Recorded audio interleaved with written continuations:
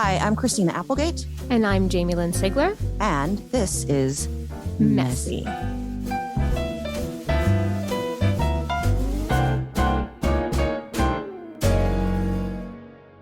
Hello, everybody. Welcome to Messy. Here we are. Here we are. Another day. Another day is upon us. And exactly just $1. My name's Susan Appleby. And I am Martha Plimpton. So weird you just said that because why? I was just I don't know why I to, just said that either. It's so weird that I was just talking to my friend Rain Phoenix, and she was hanging out with Martha last night, and they're like reminiscing about like when we were kids. It's just that's so crazy. Fucking bizarre. That is weird. Hello. Well, she just literally someone put her in my brain. Well, I think the world put her in your brain. Here I am. Martha Plimpton. Martha and Susan. Right? Is that what you said? Susan Appleby. Well, because you know the story, right? Yes. Okay. Do our listeners know this story? Go ahead. Say it again, just in case. I was at the Santa Monica Pier, and I was at the bathrooms, the beautiful toilets there. And she goes, "Hey, you look like Susan Appleby." And I said, "Don't know who that is."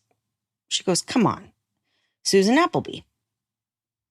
From that show, Married with Children, Susan Appleby." And I said, "Still don't know." Anyway, I still don't know, but I love it. Well, she's hosting a podcast with Martha Plimpton. That's what she's doing. That's what we're doing right now. How are you doing today, baby girl? I'm good. Do you even want to talk about stuff or not? It's just I'm I had a dear friend visit for a couple of days, Miss Aida Turturro. She famously played Parvati, Aunt Janice on Sopranos, a brilliant actress, a brilliant human. We set her up with an Instagram. We, Rob and I cooked with her, and we just had a blast. But, hosting a friend and then having 2 children and doing all of the things, I'm a little tired. But it's Friday. Have a Bo's football game tonight. My first Texas Friday Night Lights football game. Reminds me of Pete Berg. Weekend. Yeah. Yeah. You know that guy, yeah. James. Now I'm going to start to cry because Jamie, do you want to talk about your buddy? Yeah. Now I'm crying. Now it's fine. I'm sorry. Well, listen, I am mourning along with the rest of the world. My dear friend, James Vanderbeek, passed away after a brave, beautiful, tireless fight against rectal cancer. His gorgeous wife, Kimberly, and his 6 beautiful children are his legacy. James's wisdom that he shared with us all the time, he so generously shared with the world. And as his friend, it makes me so happy to see the way he's being celebrated and the way his gospel is sort of spreading like wildfire, the way it always should have. He was larger than life, and he still is. Went to a little beautiful kind of ceremony at his house 2 nights ago, sat with his family and his closest ones. And when I looked up in the sky, there was a giant J in the shape of clouds. I'll text it to you guys. Oh, shit. I want to see that. I'll text it to you right now. And it's like there's a part of me that wants to keep things sacred for his family. But what I can just say is the James that you hear being spoken about is the James he was 24/7. I've never seen a man so devoted to his family and his craft and his mission. He had dedication and conviction like no other, and he cared more. He made us all better people. Our little village here in Austin of the way we all have always shown up for each other in our time of need. They were always the first ones there, the Vanderbeeks, and they're just, I'm going to miss him a lot. And I'm really, really sad that my buddy's not here. But I know he's going to do, and as he told us, great magic from above. He said on the last time I saw him a few days before he passed, he told me, just watch what I'm going to do.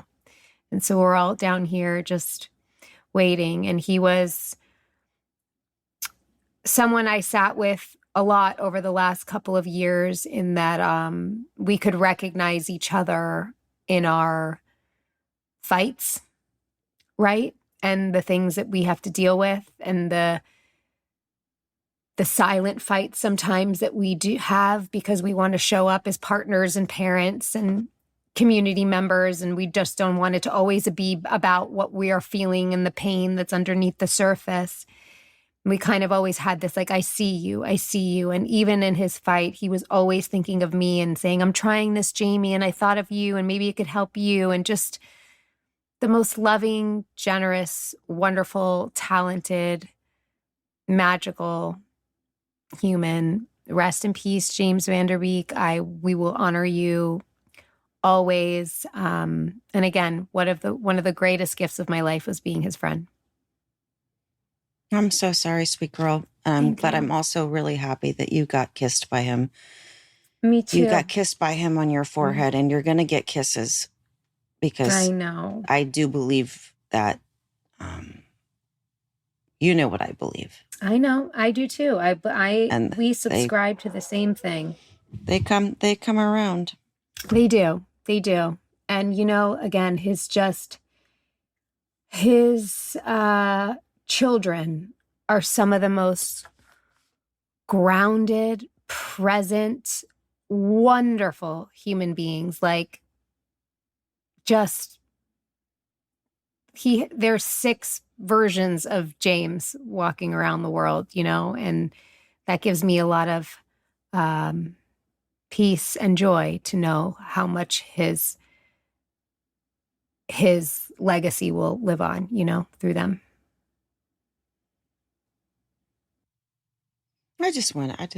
I think we should just go snuggle and go to sleep. I know, right? I know. Do we really want to do this, right? Well, I don't know. We've had some of our peeps write us, and and we've lost Eric Dane. I can't and I didn't know Eric Dane, but I'm still like, what the fuck is? I'm sorry. I know. I'm there with you. It's just. I mean, it was like Diane Keaton, and then James, and then Eric, and I think it's like obviously this. And happens. Catherine O'Fucking-Hara, who was my mamacita. Oh, that's right. That's what yes. And I just. I can't. I don't. I was reading. Everybody stop for a minute. Just. I know. Stop it. I know that's weird to say that, because it just means, like, can we just. But this is part of life, right? I was reading this article recently about why people feel so deeply affected when celebrities pass away, like people that they have never even met or crossed paths with, but because it's their presence takes you back to a moment in your life, whether Schitt's Creek made you laugh during hard times, or Dawson was your first boyfriend, your first crush. Like, these people, they mean something to you. They're imprinted on your heart. What? Dr. McSteamy. Yes. Sorry. I mean, like, what we get to do. And also seeing these people that to us are larger than life, and reminding of their humanness and the fragility of life. It's really, even though we know we're all going to die, right? And we don't know when, but we are. It's just, it's the only thing guaranteed in life is that you will die. Death and taxes, baby. That's what the dude said. What was the dude's name? Come on. Fuck that dude. That fucking guy. But, listen, there's loss and pain as part of life. But what James, and if you're ever struggling with anything in life, let me just tell you, just go to James's Instagram page and watch some of the videos he gave. Kimberly actually was telling us, like, there was a a post he put about grieving his mother's death a few years ago, and how he processed losing his parent, that now his children can watch, listening to their dad talk about. I can't. No, now you're making me cry.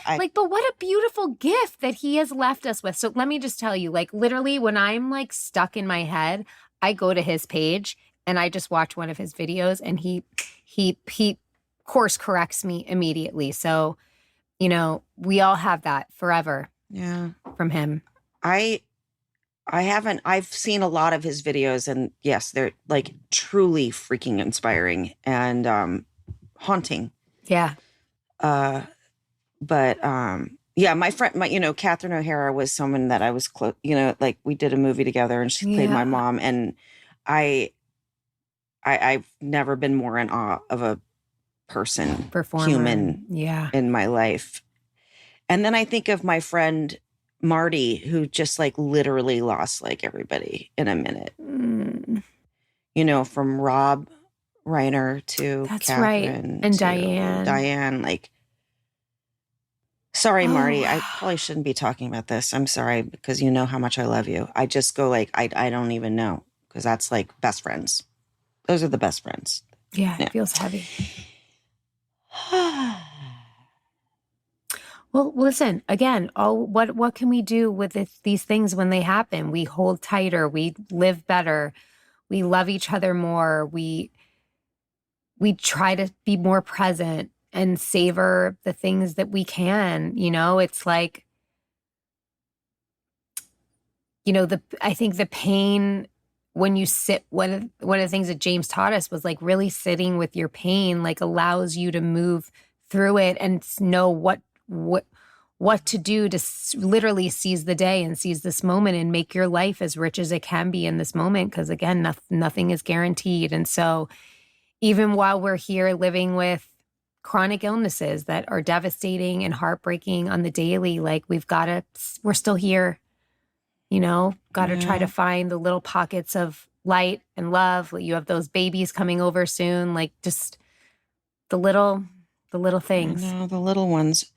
I mean, I always feel like, with this stupid thing that we have, like, when am I going to go? Like, when is it going to take me? Right. And, and all the things that I have going on in my body, like with my stomach stuff and all that shit, like, I get scared. I get scared for Sadie. Like, I don't know. I don't think I can even talk about it now, because now I'm going to start crying. Yeah. Let's not go there. And let's not talk about a bunch of that crap. Ladies and fellas, we're going to read some emails. Okay. This message is from Helena or Helena. I'm sorry. It's going to be one or the other. Hi, I'm Helena. Watch it's Helena. Or something completely different. Helena. I'm 43 and living with RRMS, which is what we have. The repetitive, remissive, whatever it's called. I just wanted to tell you how much it means to me that you speak so openly about MS. Not just the awareness campaigns or the stay positive moments, but the raw stuff, the struggle, the anger, the grief, the have you tried yoga comments that somehow always shows up. It's so real. And the medical gaslighting, that part especially hit home. So many of us have lived through that, and hearing you call it out publicly makes me feel seen in a way that's hard to describe. MS sucks. It just does.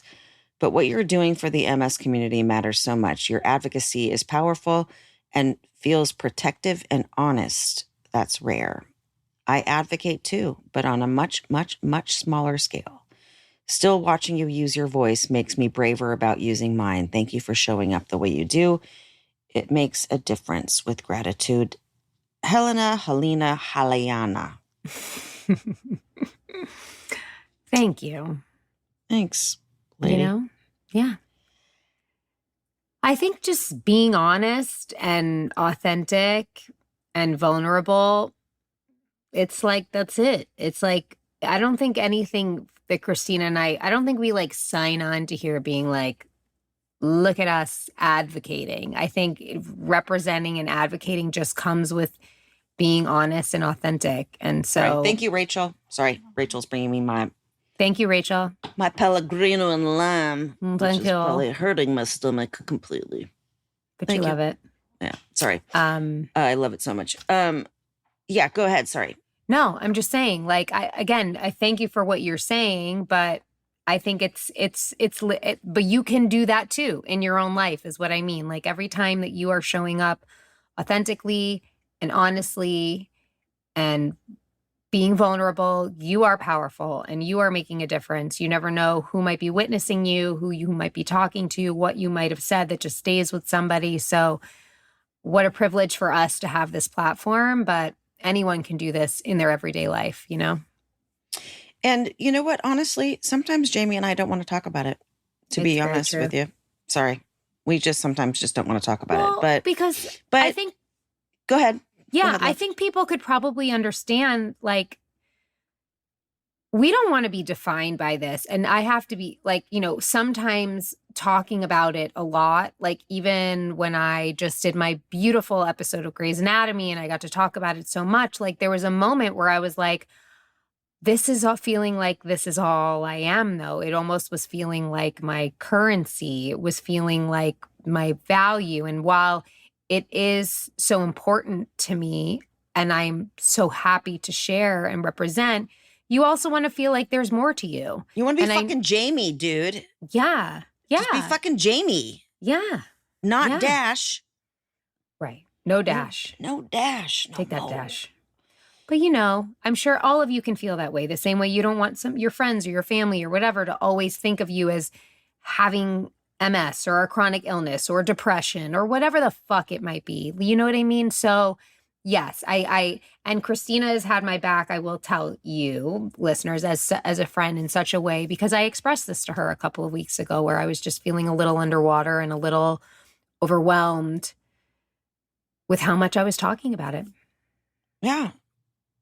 And now I'm writing kind of a supplementary book, which I want you to be a part of. I know. We've talked about it a little bit. So I'm not going to say too much because I don't want someone to steal my idea. No, don't talk about it. But it's literally something that we can hand out at the door when people come over so that they stop with their stupid shit questions or stupid shit advice. And we just go like, nope. I got it.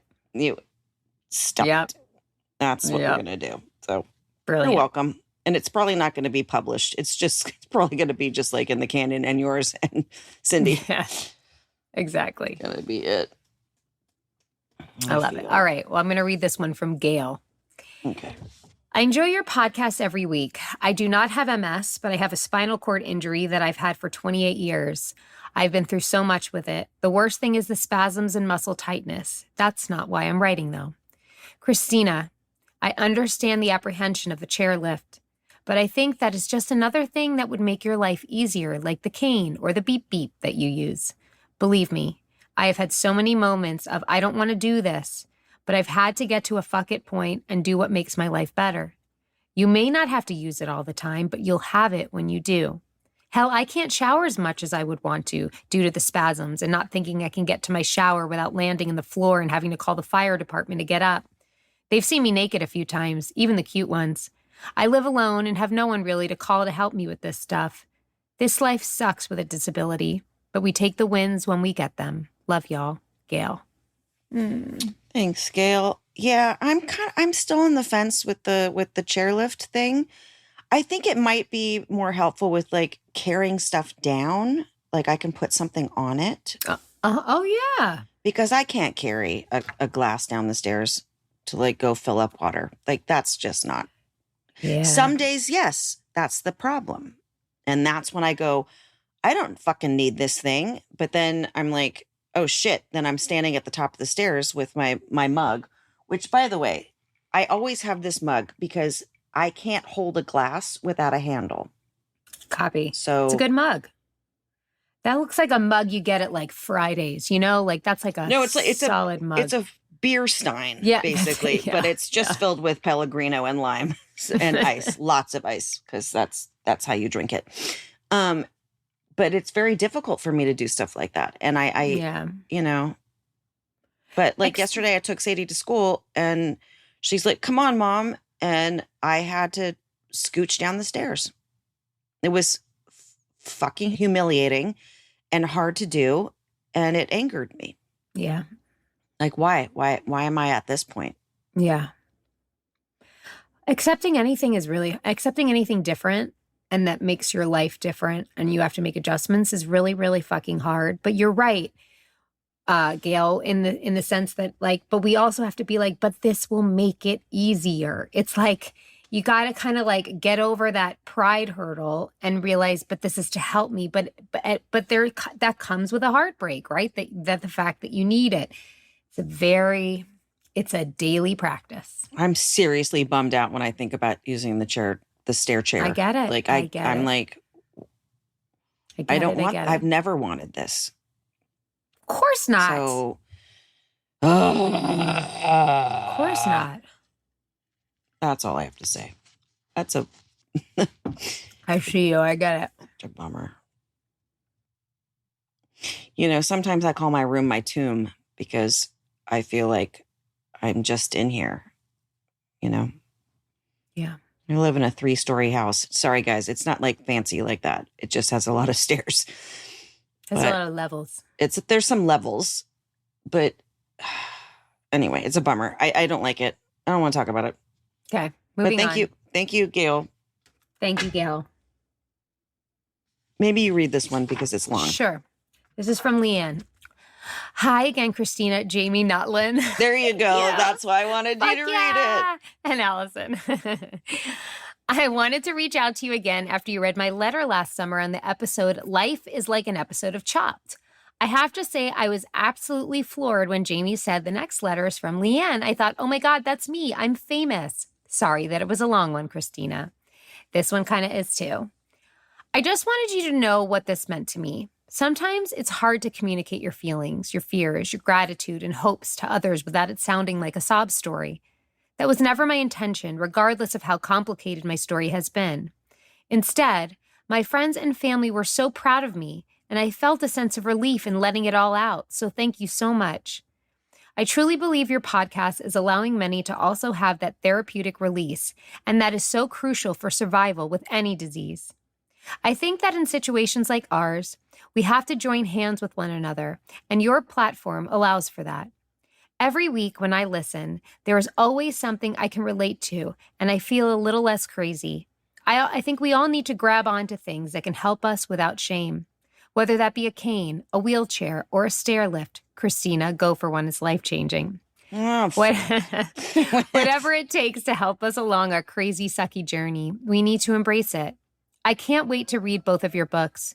You are awesome ladies, and I feel honored to have the chance to be enlightened by your experiences, your wisdom, and your never-ending humor that helps to lighten up the difficult moments. And so it is, you with the sad eyes. Thank you again, Leanne. Aww. Well, fuck, Leanne, thank you very much. What? Yeah. When does And So It Is come out?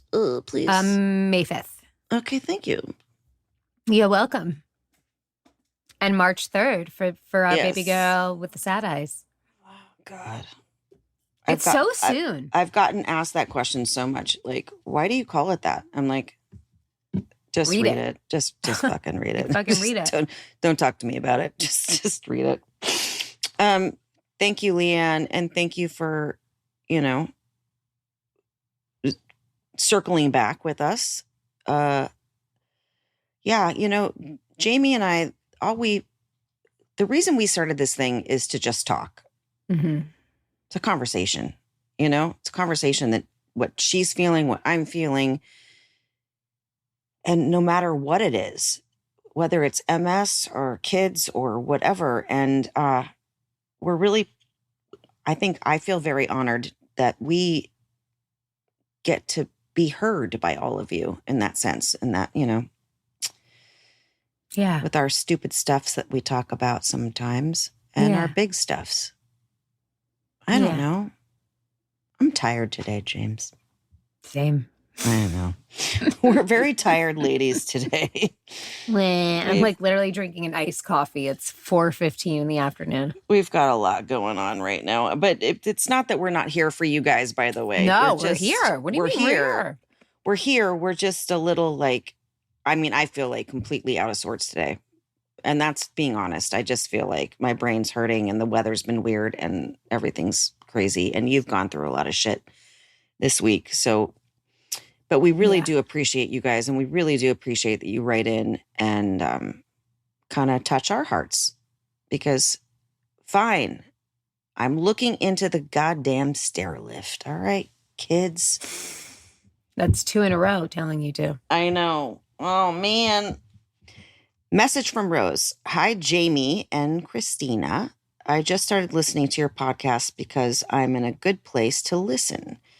I have MS, thyroid cancer, and menopausal. Oh, fuck. I listened to 3 episodes so far, and I can say I am a balance between you. I was diagnosed in 1999, and the only person who publicly mentioned MS was Montel Williams, our buddy. Yeah. I could not relate to this, and I actually told the doctor to fuck off and did not know what he was talking about. My father talked me off the ledge, and then I went into, okay, let's fight this because I was not going down. I went through the ABCs of meds and had enough, and so I started researching more and more.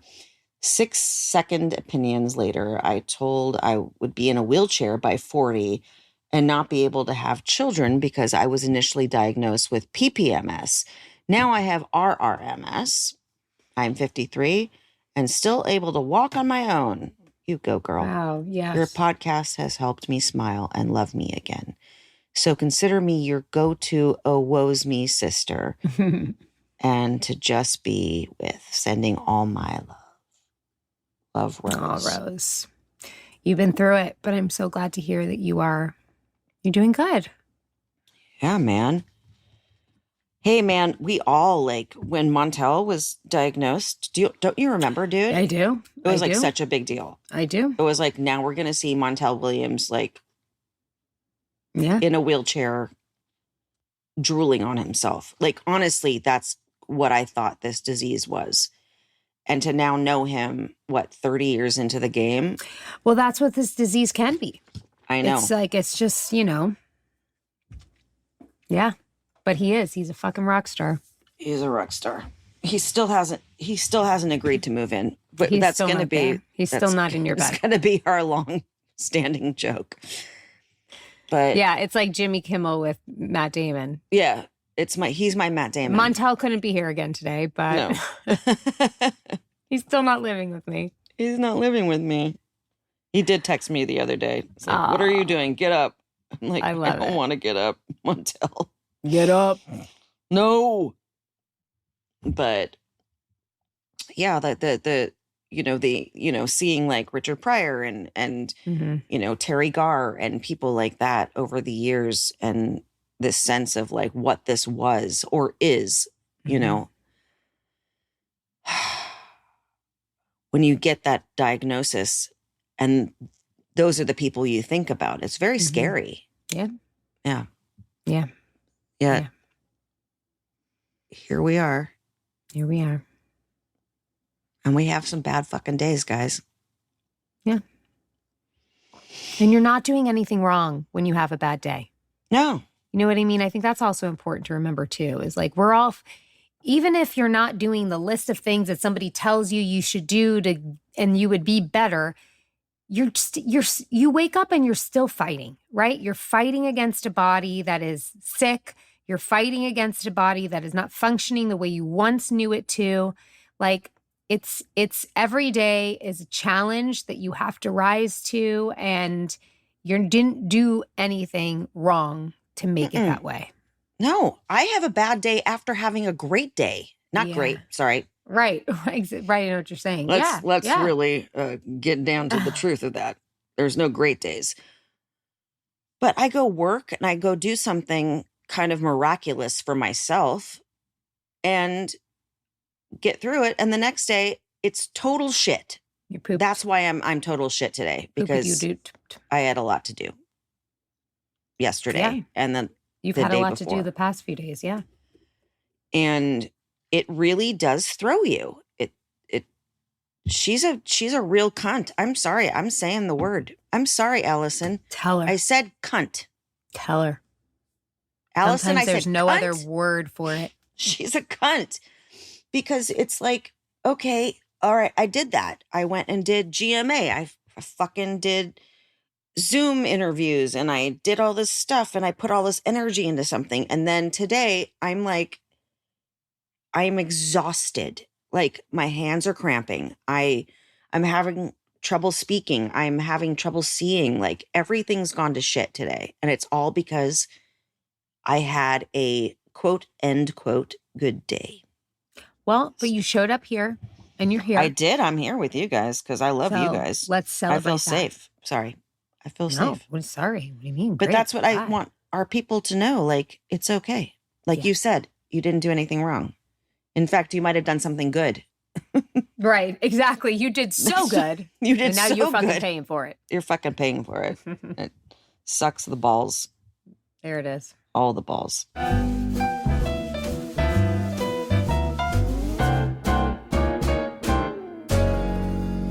Support for Messy comes from Honey Love. I've talked to you guys about Honey Love before, why I love their bras, why I love their shapewear. They're made with this special technology so it doesn't, feel too constricting, doesn't ride up, doesn't roll down, no underwire, perfect shape. Well, now they've got your sports bra game covered because the Honey Love sports bra just hits different. It's called the CrossFlex sports bra. And when I tried it, I immediately felt the difference from every other sports bra that I have worn. First of all, it feels like a sports bra, but it's actually designed for all day wear. And when I say all day, meaning like I was getting changed into my pajamas and forgot that I still had it on.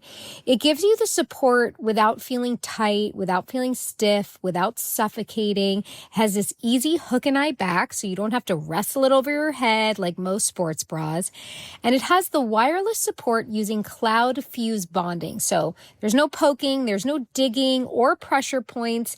Gives real shape and separation so you're not getting that uni boob look. I love it, and you will too. Honey Love is now offering the crossover triple bra bundle, by the way. So if you want a full refresh on your top drawer, you can get huge savings by buying 3 at once. We love Honey Love. It is an independent company, a female-founded brand with products designed by women who actually wear them, including the founder, Betsy. They recently launched their crossover contour bra, which features their best-selling wireless crossover bra built in with molded light foam pads for extra support and a beautifully contoured shape. So treat yourself to the most advanced bras and shapewear on the market. Use our exclusive link to save 20% off Honey Love at honeylove.com/messy. That's honeylove.com/messy. After you check out, they'll ask where you heard about them. Please support our show and tell them we sent you. Experience the new standard in comfort and support with Honey Love.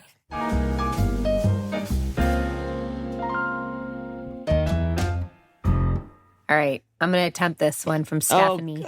I'm so proud of you, sweetheart. Thank you. Here we go. Wish me luck. Good morning.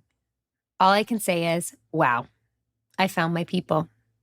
I stumbled onto your podcast by chance, and now I feel like I found a home. I am coming up on my 6th year with MS. Yep, diagnosed right as COVID hit. That was a real treat.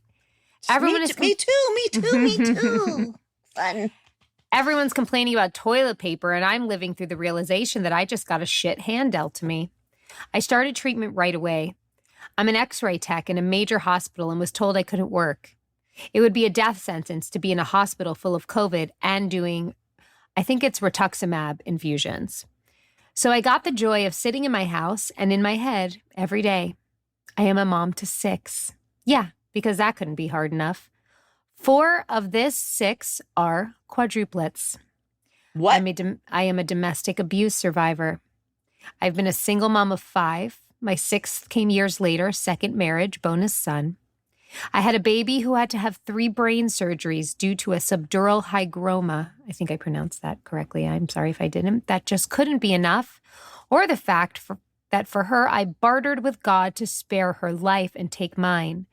Those moments weren't enough. Nope, I had to get MS just to put the cherry on top. Ironically, the MS might be that battling coming due, and I would make that deal again in a heartbeat. My daughter now has intermittent seizures. Nothing like throwing your nervous system in a fight or flight situation there. My point is, all of that should have been enough, but sometimes the curveballs just keep coming. I was so scared about this disease, scared on how to be a mom, a worker. My God, I had to work. I have all these kids and they like to eat. I felt lost and alone. Almost 6 years out, I'm grateful for how far I have come. I was able to return back to work when it was safe enough for me to go back. I am lucky to have the disease process I have. I know it could be so different. I try and stay in gratitude, but some days I am like, fuck this disease. It is invisible. No one gets it. I walk all freaking day long and people can't see the pain that every step is. They look at me as a complainer, so I suffer in silence a lot. I don't want sympathy. I want understanding. I want someone to be like, yeah, that sucks. That's it. Don't big fish me or your list of ailments and how you're worse than me because you got a Charlie horse at the gym. I fucking had mine for 3 months. I don't want pity. I don't want to be poor, pathetic me because I'm not that. But sometimes I just want a kindred spirit that says, we sure got a shit hand. This week I found that. I listened to your first episode and bawled. Oh, I found my people. I'm very active, and yet sometimes I just want to waste away on Netflix all day. I don't get to do that because of that 6-kid thing. Full-time working, soccer, rugby, wrestling mom. They want dinner every night and a ride to practice, and I want to be present, and I don't want to miss a thing. But this week, I learned from you guys to listen to my body. If she can't, then she shouldn't. My legs fucking hurt, bone deep. The neurologist said it's not MS. I listened to that first episode, and when Christina said bone deep leg pain, I cried. I felt seen. I felt less crazy. I felt like I came home. Moral of the story, thank you for what you're doing. Thank you for letting me be a mom who can snap and be tired and hurting and still be a great mom. I'm surviving teenage quadruplets, 3 of which are girls. I'm hitting menopause myself, so the hormones and emotions are on display a lot in our house. Your podcast gave me a place to realize it's all going to be okay. Thank you from my whole heart for finally giving me a place to feel normal, a place of my people who just get it. Thank you. Thank you. I appreciate the laughs, the honesty, the rawness. I truly laugh more than I cry, and your podcast is everything I could ever ask for. We girls are changing the world with what you're doing. Just thought I would share that and let you know how much I appreciate you. Stephanie. Oh, fuck. Stephanie, do you want to come over? I think Stephanie needs to come over and watch Bravo with me. Yeah. Like right now. Yeah. Wow. I don't even know how we're if you guys could see us both right now looking at each other, we don't really know what to say because you said it all. Yeah. We see you.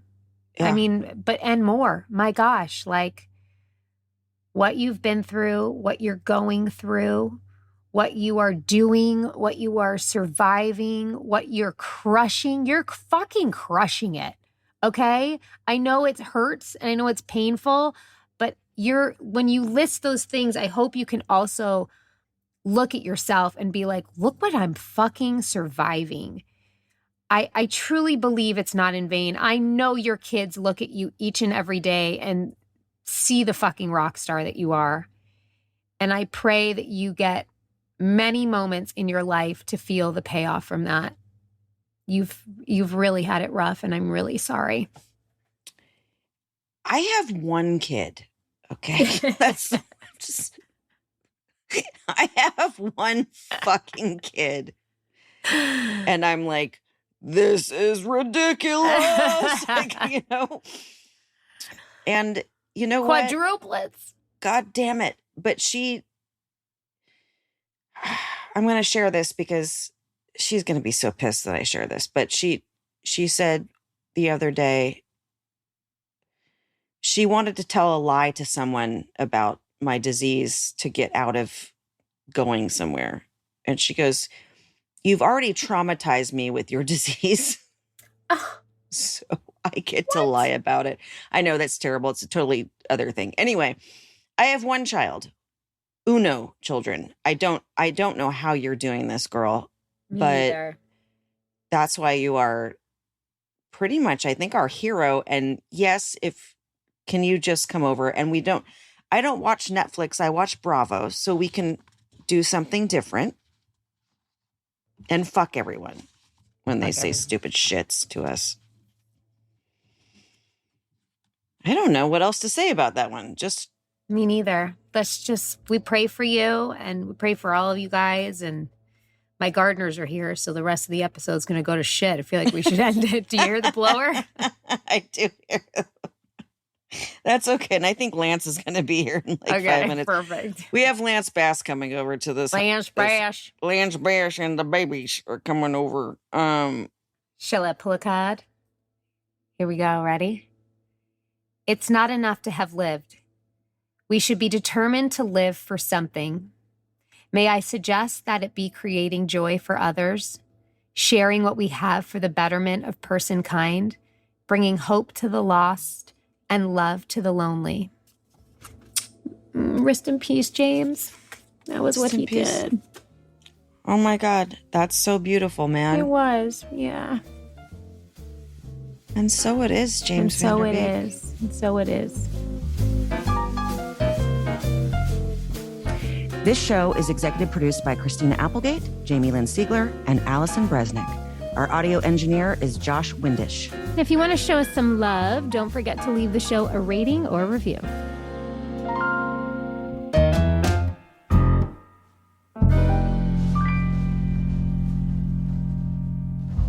Hi, it's Jamie. Thanks for listening. I just want to let you know I am a paid spokesperson for Novartis, but this podcast is independent from my collaboration with Novartis.